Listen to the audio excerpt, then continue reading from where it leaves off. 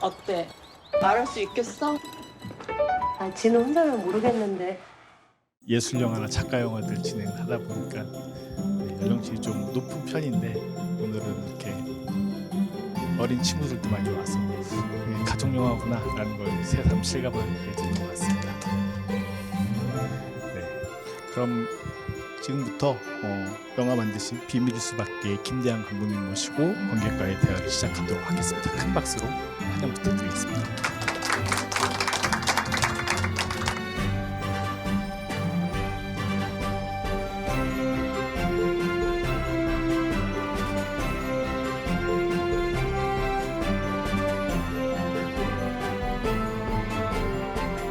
편히 앉아서 인사 좀 해주시죠. 네, 반갑습니다. 비밀일 수밖에 연출한 김대한입니다. 반갑습니다. 기본적으로 시간이 아주 길게 여유가 있지는 않아서 한 40분 정도 대화를 가질 계획으로 시작을 할 거고요. 제가 이제 좀 많은 부분들을 여쭤볼 텐데 혹시 어린 친구들도 좋으니까 이제 제가 이따 질문 시간들도 충분히 드릴게요. 궁금하신 거 있으면 손 들어서 되게 단순한 것이어도 돼요. 뭐 꼭 이렇게 멋있는 얘기나 근사한 얘기 아니어도 상관이 없으니까 보고 느꼈던 것들을 좀 직관적으로 얘기해 주는 것도 감독님이 이번에 이제 세 번째 장편 영화거든요. 철원기행 그리고 초행이라는 영화가 있었고 이번에 이제 세 번째 작품인데 사실 이제 두 번째 영화인 초행 같은 경우에는 이제 전주국제영화제 프로그래머를 할 때 거기서 이제 제작을 했던 영화예요. 실질적으로 이제 저희가 투자를 해서 감독님이 이 영화에서도 초반에 크레딧이 나오는데 봄내필름이라고 하는 곳에서 제작을 했었고요. 감독님이 살고 계시는 춘천에 이래저래 제가 자주까지는 아니지만 그래도 가끔 가게 됩니다. 그래서 중간에 영화 보면 장인 어른 될 사람이죠. 이제 원래 그 엄마를 만나러 가는 장면이 몇 번 반복되고 중간에 솥밥집도 나오게 되는데 그 솥밥집은 모르는데 제가 춘천을 가려면 저희 집의 위치상 홍천에서 이렇게 고속도로를 타고 올라가야 돼요. 그래서 홍천과 춘천은 고속도로 타면 진짜 가까워요. 한 20분 걸릴까? 그렇죠. 네, 굉장히 가깝죠. 네. 그 정도 거리여서 사실 여기서 보면 중간에 홍천을 왜 가지? 뭐 이렇게 생각을 하실 수도 있는데 충분히 뭐 춘천 시내 끝에서 끝에 가는 거 정도밖에 안 된다라는 영화가 지리학적인 느낌들을 잘 고증해야 될 때들이 있거든요. 그런 부분들도 설정이 되어 있다라는 것도 감안하시고 원래 이제 제가 알고 있기로는 감독님도 춘천 고등학교 얘기 나오잖아요. 저도 이제 지방의 고등학교를 나왔었는데 항상 그 지역에 있는 고등학교 소위 말해서 이제 그 지역에선 거기 안 나오면 뭐 안 돼라는 약간 명문고처럼 여겨지는 사실 큰 의미가 없다고 크고 나서 생각이 들지만 그런 것 중에 하나이기도 해서 그런 여러 가지 그 산토리니도 저도 가봤었거든요. 네. 거기 보면 카페가 워낙 이쁘고 그게 이제 지중해의 한 두브니코프인가 그쪽 지역의 그것을 모형들을 가지고 나와서 춘천 시내가 한 곳에 이렇게 또 내려다 보이는 곳이어서 이 영화의 또 다른 재미 중에 하나는 춘천 곳곳에 어떤 재미들을 또 느낄 수 있는 영화가 아닐까 싶은 생각도 해보게 됩니다.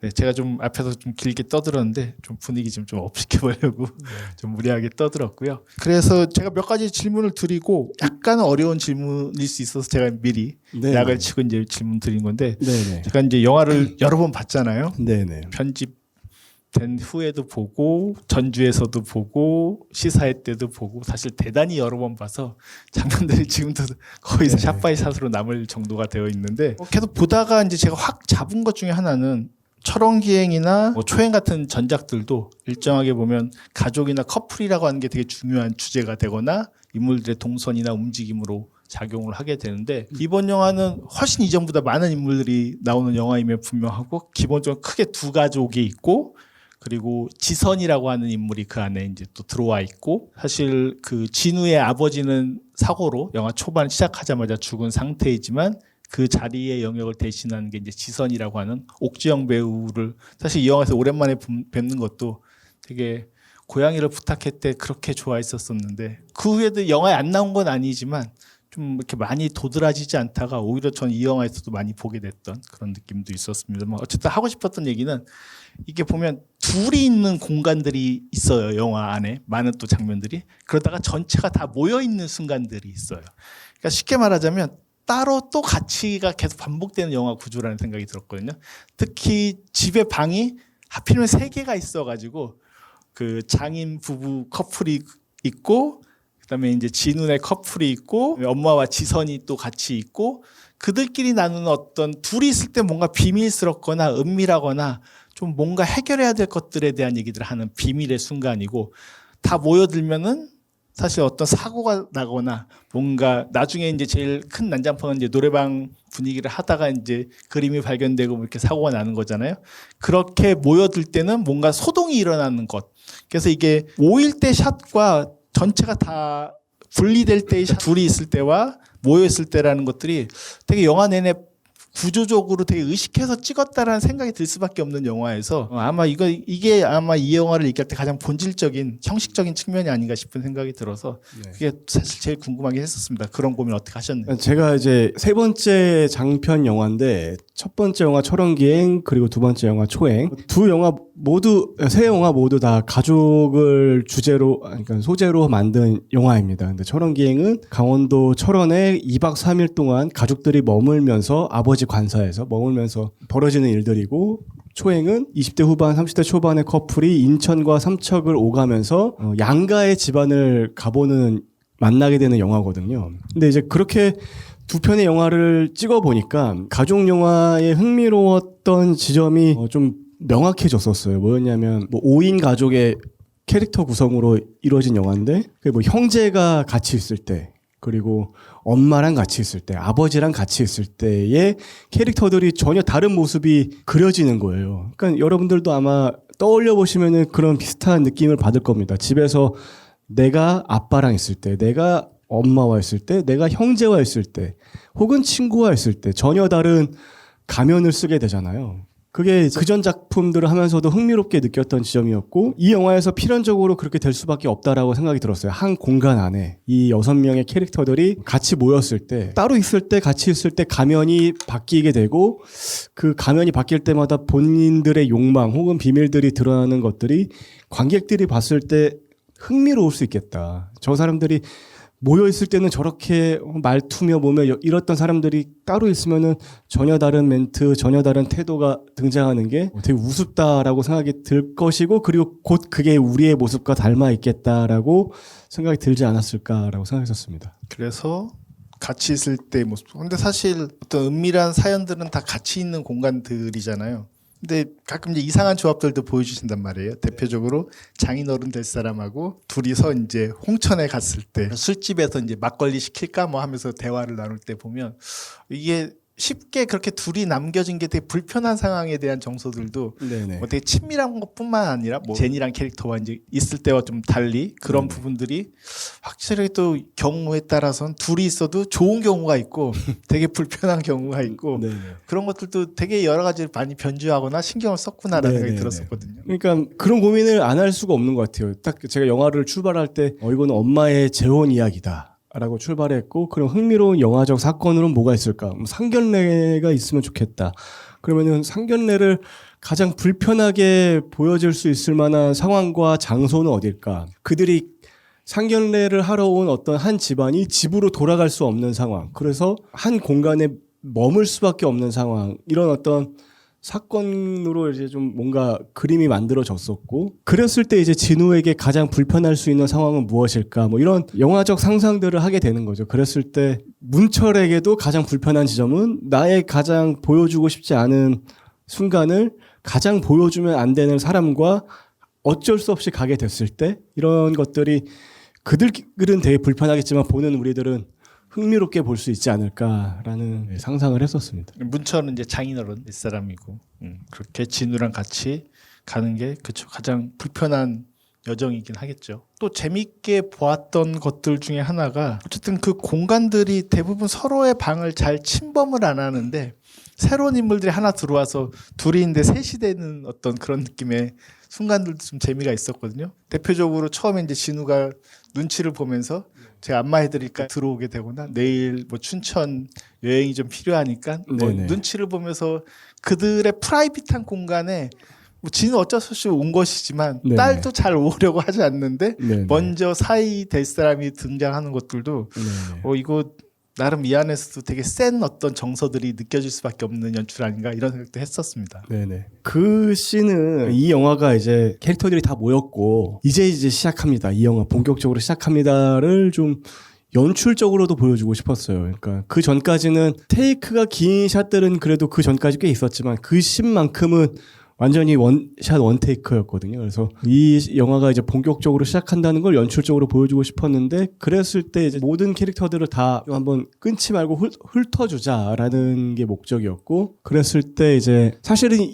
약간의 앞부분에 이제 정화가 그 방에 들어가는 것부터 시작합니다. 그래서 정화는 음료수 같은 걸 갖다 주고 이불을 봐주고 나가고 지금 이 타이밍에 이제 진우가 들어오는 건데 앞에 이제 정화를 걷어낸 이유는 조금 사족 같은 느낌이 좀 있는 지점이 있어서 그냥 걷어내는 게 좋겠다는 판단을 했었는데 어쨌든 연출적으로는 이 사람들이 한번 다 이 공간에 모였고 이 영화는 이제부터 본격적으로 시작한다는 걸 좀 보여주고 싶었고 그리고 동시에 진우 입장에서 가장 중요한 포인트는 본인의 방으로 들어가기 직전에 지선이 엄마의 방으로 들어가는 그 순간 머릿속에 이상한 질문이 생길 수도 있겠다라는 게 좀 어렴풋이 느껴졌으면 좋겠다라고 생각했었습니다. 딱 이상해 뭐 이런 게 아니라 엄마가 그래 뭐 저기서 잘려나? 평소에도? 약간 이런 호기심이 생기는 그렇죠.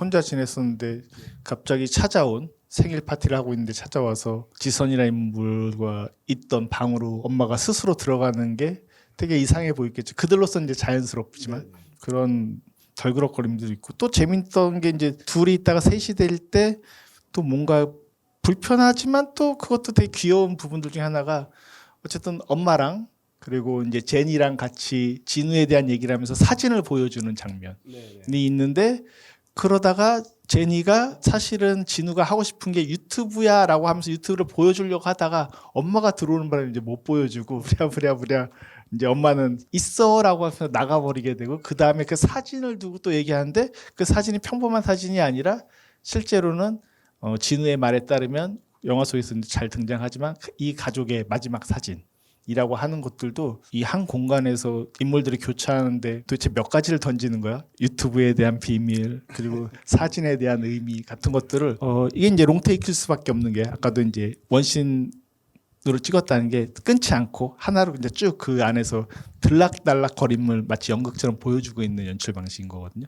그렇게 하신 것도 그 장면도 전 되게 재밌었습니다. 그러니까 사진을 가지고 정화와 진우가 굉장히 다른 지점이 생길 수 있다라는 게 흥미로웠어요. 그러니까 정화는 진우의 사진을 보여주면서 제니를 설득하려고 했던 거고 얘 귀여웠지. 근데 사실 뭐 그거보다 내적 친밀감을 이용해서 제니한테 우리 아들 좀 정신 차리게 좀 해줘. 이렇게 지금 나약해지면 안 돼. 뭐 이런 말을 하고 싶었던 거고 진우는 그 사진을 통해서 제니에게 그때의 본인을 후회하면서 우리 아빠한테 조금만 더 잘하자. 사진을 하나의 그 매개체 가지고 전혀 다른 어떤 감정과 욕망이 드러날 수 있다는 게 이제 시나리오 쓸 때 흥미로운 지점이었고 이 영화는 좀 그런 것들이 좀 계속 반복되는 것 같아요. 둘이 있을 때, 셋이 있을 때, 다섯이 있을 때 조금씩 계속 가면이 바뀌는 모습이 연기자 캐릭터들 측면으로도 좀 입체적으로 매력적으로 보일 지점이라고 생각을 했었고 저도 그게 이렇게 가족 영화를 3편 만들면서 느꼈던 흥미로운 지점이었습니다. 배우분들은 힘들어하지 않나요? 사실은 그게 많은 뉘앙스를 연기해야 되는 것이어서 이런 캐릭터를 연기하는 게 되게 좀 부담도 느끼지 않았을까라는 생각도 얼핏 드는데 어떠셨는지 궁금합니다. 근데 여기 배우분들이 일단 뭐 류경수 배우는 현재로서 아마 지금 MZ 세대들한테 굉장히 핫한 배우로 아마 알려질 거라 생각이 들어요. 뭐 최근에 이제 미지의 세계인가요? 미지의 서울이죠. 미지의 서울 그리고 뭐 야당 이런 식으로 좀 왕성하게 관객분들을 만나고 있는 상황이고 뭐 스테파니 배우는 스타트업이라는 드라마에서도 꽤 큰 역할을 했었고 그런데 이제 사실은 이 배우분들이 뭐 박지아 선배, 하영은을 연기했던 그리고 박지일 선배, 문철을 연기했던 그분들 모두 다 대학로에서 잔뼈가 굵은 경험들이 있으시기 때문에 뭐 연기적으로 정말 너무 유려했습니다. 정말. 그래서 호흡도 너무 좋았고 이렇게 뭐 별 전작들은 굉장히 테이크를 많이 갔던 상황이 많았는데 그게 이제 배우분들의 연기나 뭐 이게 아니라 연출 스타일이 완전 다르긴 했었거든요. 그때는 원씬 원테이크로 대부분 다 그렇게 원씬 원테이크를 찍어서 뭐 실수가 조금씩 생길 수밖에 없는 상황이 많았는데 이 영화의 연출은 그렇게 진행을 안 했지만 그럼에도 불구하고 정말 테이크를 많이 갈 상황이 없었어요. 그냥 바로바로 한 두세 테이크 혹은 많으면 네다섯 그 호흡이 굉장히 좋았습니다. 그러니까 배우분들이 캐릭터들을 서로 저희가 세팅하고 있는 사이에도 서로 이미 모여서 회의를 하고 있고 그때 우리가 이런 느낌 이렇게 해볼까 막 이런 식으로 자율적으로 뭔가 이렇게 이루어진 경우들이 많아서 그게 좀 이분들이 그 대학로의 경험들이 이렇게 현장에서 나오나? 이런 생각이 들었습니다. 그럼 갑자기 궁금해지는 게 그래도 가장 힘들게 테이크 제일 많이 갔던 장면은 어떤 장면이었을까요? 그 제일 길게 테이크를 한 거는 아까 말씀드린 그 롱테이크긴 합니다. 그게 이제 한 회차를 전부 거의 그걸로 찍었는데 리허설을 한 3번 정도 하고 테이크는 한 7번 정도 갔던 상황이었습니다. 진우가 이제 그 장인어른 델팡 찾아오고 네, 마사지 해주고 나와서 자기 방 가고. 거기엔 약간의 맞아요. 이게 이제 거의 초반에 찍으신 장면이기도 한 거죠. 아니에요? 촬영 중후반? 그렇군요. 알겠습니다.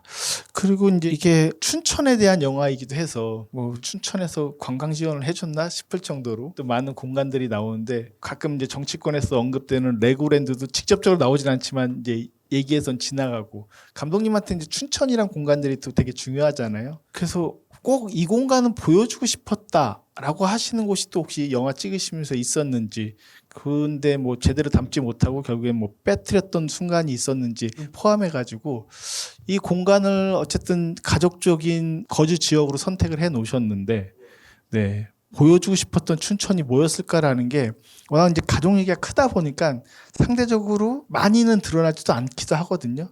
그게 오히려 배제를 하려고 했었던 건지 동시에 약간 궁금해졌던 부분이기도 해요. 이 영화의 출발은 엄마의 재혼으로 출발하긴 했지만 이게 흥미로운 지점은 제 스스로 이제 진우가 돼가지고 상상을 해봤을 때 저희 부모님이 만약에 어떤 상황이 생겨서 뭐 이혼을 하신다거나 그랬을 때 재혼을 한다라고 저희 상상을 한다면 별로 이제 거리낌이 없는 거예요. 아 그럼 근데 지금 이 상황으로 제가 상상을 해보니까 저도 혼란이 생기더라고요. 그러면은 그럼 우리 엄마 지금까지 뭐였지? 아버지는? 그러니까 제가 그 순간 들었던 감정이 저는 이제 꽤나 뭐랄까 좀 진보적이려고 애를 쓰는 사람이라고 생각을 했었는데 그 순간 제가 딜레마가 생기는 순간 이게 뭐야? 내가 왜 이걸 혼란스러워하지? 그게 흥미로운 출발이었어요. 그러니까 이게 어떤 모티브가 됐냐면 실제로 어떤 분이 계셨거든요. 기사를 통해서 접했는데 아들 둘의 어머님이신데 이혼을 했고 여자친구와 함께 살고 있는 분이 있었어요. 사회운동을 하시는 분이고 그분을 만나보고 이 영화를 출발해야겠다라고 마음먹었었는데 그 아들들의 입장이 돼 보니까 제가 좀 혼란스러운 거예요. 그래서 이 영화는 그런 양가적인 지점이 좀 보여야겠다라고 생각을 했었어요. 그러니까 정화의 캐릭터를 보자면 학교에서는 하고 싶은 대로 해라.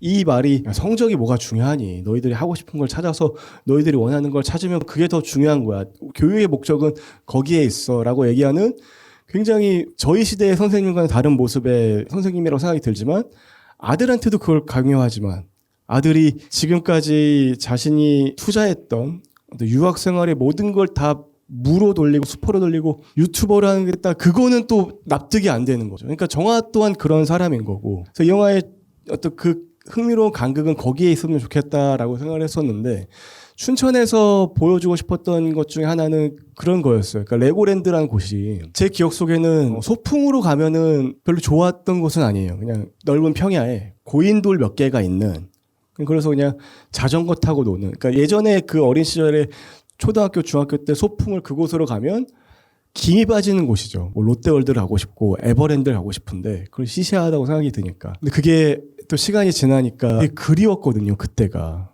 재밌었고. 근데 그렇게 그 흔적을 찾아볼 수 없을 정도로 지금 완전히 그 레고랜드로 그냥 덮어버렸거든요. 사실 근데 레고랜드를 통해서 경제적 이익이 생긴다, 네, 납득은 됩니다. 근데 그 저의 아쉬운 마음을 달래줄 수는 없는 거니까. 그런 의미에서 닮아 있는 공간은 레고랜드가 그런 점이 있다고 생각을 했어요. 좋은 것도 아니고 또 나쁜 것도 아닌데 아쉽기도 하고 뭔가 그런. 그러니까 이 춘천에서 좀 영화적으로 다들 이제 의미가 있는 공간이긴 하지만 뭐 결혼해야 될 장소, 어렸을 때 아버지 어머니와 함께 갔던 어떤 조악한 동산, 놀이동산. 근데 레고랜드 같은 경우는 사실 그렇게 큰 의미가 있지 않았지만 그런 식으로 제가 얘기하고자 했던 것들이 담길 수 있는 공간이겠다라는 생각을 했었습니다. 실질적으로 이제 레고랜드가 그 고인돌 말씀하셨지만 거기 밑에 어마어마한 유적지들이 다 붙여 있거든요. 근데 그거를 이제 레고랜드가 덮어버린 거예요.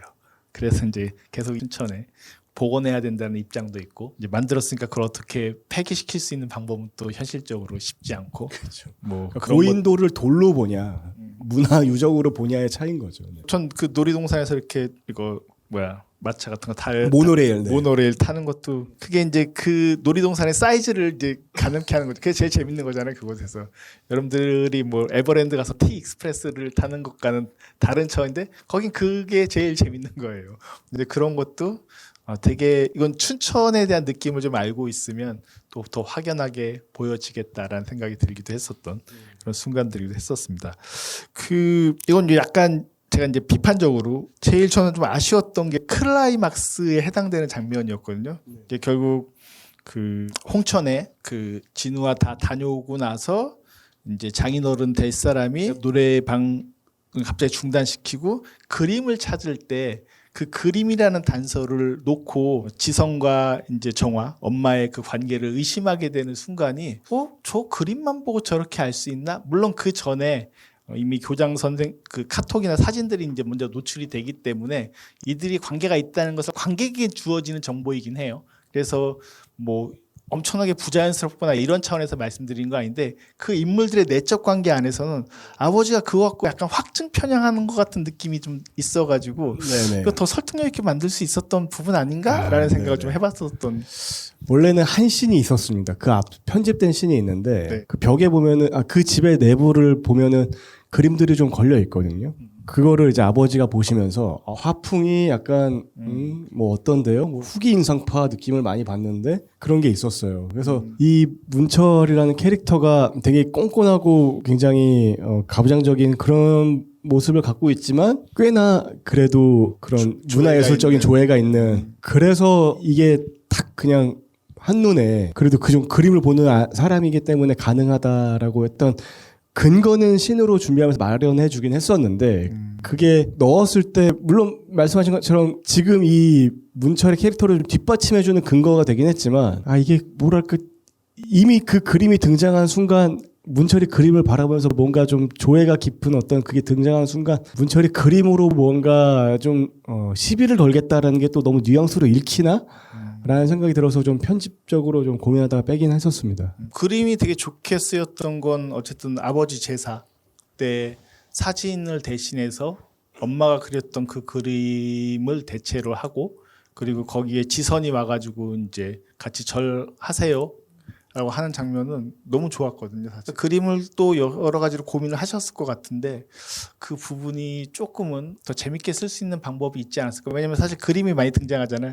초반에 보면 학교에서 학생이 그 이제 엄마를 그린 그림도 있고 그래서 여러 가지 뉘앙스들이 또 있는 것들이어서 그런 것들에 대한 고민도 좀 많지 않으셨을까 싶은 생각을 또 해보기도 했었습니다.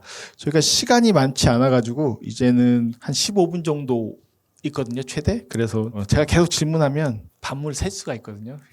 그렇게 해서 안 될 것 같고 제가 어느 정도 또 많은 궁금한 것들도 여쭤봤으니까 자연스럽게 여러분께 질문할 수 있는 기회를 드리도록 할게요. 제가 비밀일 수밖에 지금 GB를 한 10회차 정도 한 것 같은데 가장 나이가 어린 관객분들이신 것 같아요. 너무 고맙습니다. 학교에 소문내주세요. 수백 명 단체 관람. 가족의 정의를 어떻게 생각하시는지 궁금합니다.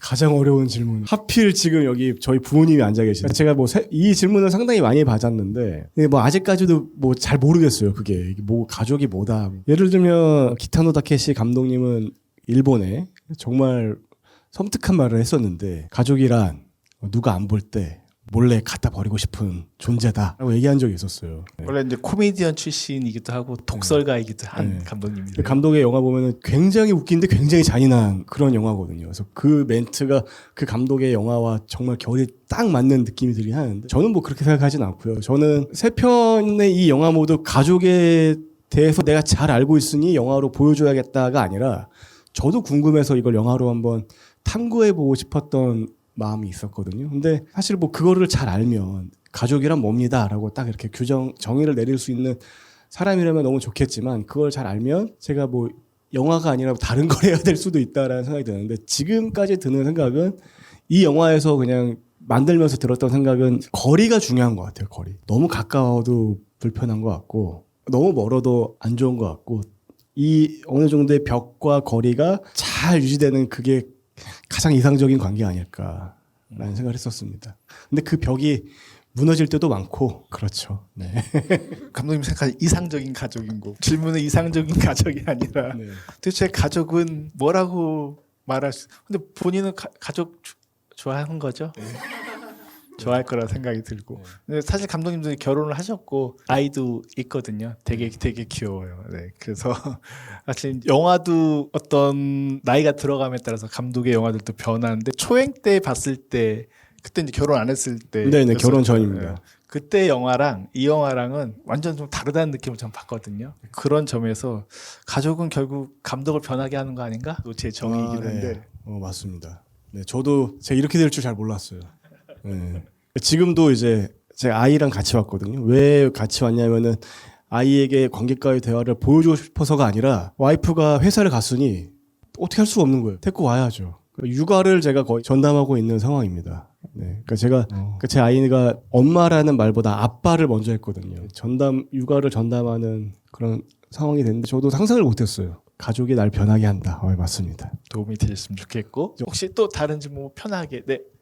저희가 중학교 2학년 학생들인데요. 사제동행 예술이야라는 동아리로 같이 오늘 온 거거든요. 마침 이제 감독님을 뵙게 돼서 처음에 그때 들어올 때 예술 영화를 보게 되면 너희들이 생각하는 그렇게 재밌는 그거는 아닐 거다라고 얘기를 하고 왔는데 저는 너무 재밌었어요. 그러니까 처음부터 끝까지 다 이해가 됐고 그리고 그 진상 아버지 연기 정말 너무 좋으셨고 그리고 우리 주변에 항상 그런 분들이 우리 가족 내에 있잖아요. 근데 그 가족 뿐만 아니라 또 그 주변에 또 그 가족과 다르게 어른스러운 분들이 또 계시니까 서로 이렇게 절충이 돼서 이렇게 잘 살아가는 것 같은데 우리 친구들도 계속 펑펑 울면서 마지막에 그 엄마랑 버스 타는 그 장면에서 그 아버지가 가진 결핍이 느껴져서 눈물이 났다고 하거든요.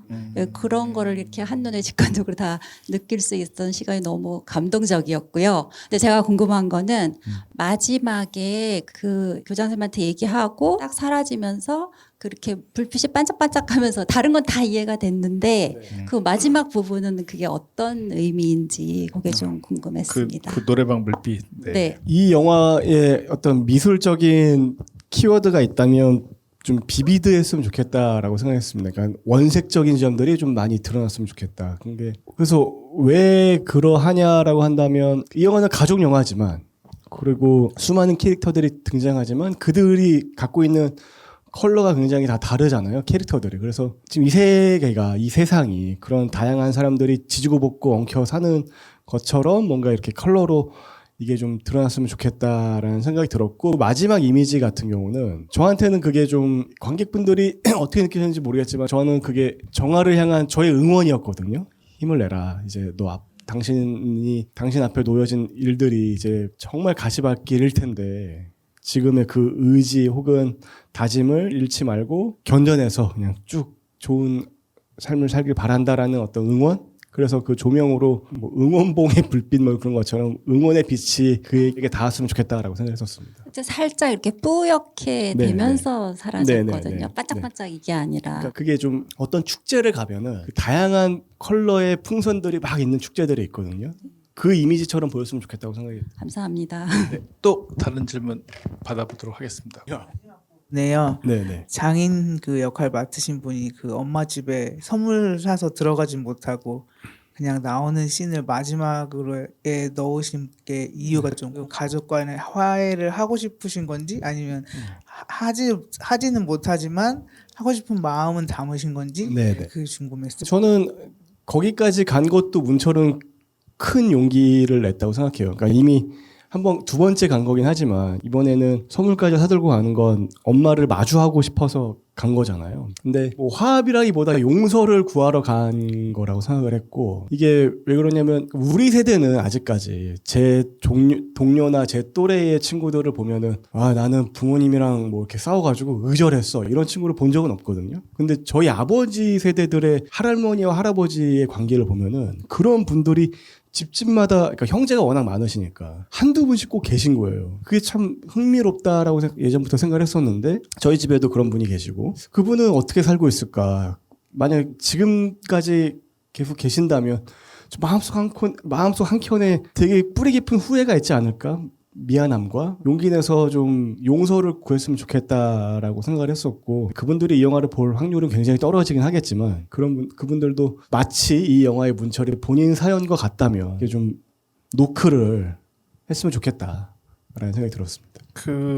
어쨌든 진우도 엄마한테 이제 버스 타는 장면 아까 설명 주셨지만 그때 엄마한테 미안해라고 하는 건 사실 감독님 대사로서는 약간 상상이 힘들었던 대사였거든요. 힘들게 쓴 대사가 아닐까? 그래 이번엔 질러야겠다라고 약간 영혼을 내려놓고 마음을 내려놓고 쓴 대사가 아닐까 싶었는데 사실 이제 문철이 그 엄마 집까지 또 들어가는 거고, 그래서 어쨌든 그 엄마라는 목소리를 내잖아요. 네네, 엄마라고 부르죠. 부르는 그 목소리도 그래도 이제 어떻게 보면 대중영화, 좀 상업적 대중영화의 꼴에 대한 의식을 이전보다는 훨씬 더 많이 고민을 했다라는 흔적이기도 해서 제가 보기에는 네네. 그런 어떤 많은 엔딩들을 좀 줬다라는 느낌을 주는데 그런 고민들이 또 많으셨을 것 같아요. 사실은 끝까지는 안 보여주는 태도가 있긴 있으셨잖아요, 이전에는. 그러니까 사실 뭐 전 영화에서는 진우가 미안해하는 거는 전에 제가 만들었던 영화적 태도로 봤을 때도 그건 할 수 있었을 것 같아요. 근데 문철이 거기 가는 건 저도 좀 말씀하신 것처럼 태도의 변화에 대한 마침표를 찍는 것 같은 느낌이라 이 사람이 어떻게 될까 해서 함께 궁금했으면 좋겠다가 그 전까지 제가 만들었던 영화의 엔딩이었다면, 이거는 저는 문철의 태도의 변화를 마침표로 보여준 거거든. 문철은 변했습니다. 뭐 용서를 구합니다. 근데 그게 뭐 상업적인 뭐 대중적인 그걸 고민했다기보다 아까 말씀드린 것처럼 제가 원했던 것 같아요. 그냥 그분들한테 제 지인이, 제 친척이 그러하길 바란다. 뭐 근데 사실 늦었지만 그분들은 그런 생각이 들길 바란다라는 감정이었습니다. 알겠습니다. 제가 딱 둘 만나 잘 기르자 세대여서 저 때부터는 이제 형제들이 많은데 저도 제 윗세대, 저희 아버지 세대만 봐도 뭐 그러니까 둘 만나 잘 기르자가 표가 나왔던 뜻은 3명은 기본이라는 거죠. 그러니까 3명은 되게 적은 거였고 4명, 5명이 너무 많아서 저희 아버지 집안도 보면 엉망진창이에요. 이거는 별로 이렇게 평균적으로 대단한 일이 아닐 정도로 원래 가지 많은 나무에 바람 잘 날 없다는 속담이 있는 것처럼 사실 이제 그렇긴 한데, 어떻게 보면 이 영화에서는 대가족 구조의 영화라고 보기는 좀 힘들겠지만 그래도 결혼이라고 하는 그건 엄마의 재혼 서사도 있지만 동시에 되게 영리하게도 젊은 커플의 또 새로운 결혼이라고 하는 두 개의 결혼을 오버랩 시키면서 더 복잡하게 많은 인물들을 이제 모이게 만든 거야말로 제가 이제 헐리우드 1950년대까지 유행했던 재혼 코미디 양식들 너무 좋아하고 그런 장르가 있었어요. 한때 그렇게 불렸던. 그게 이제 인생을 되돌아보게 하는 약간 성숙하게 만드는 과정에 대한 영화로서 오늘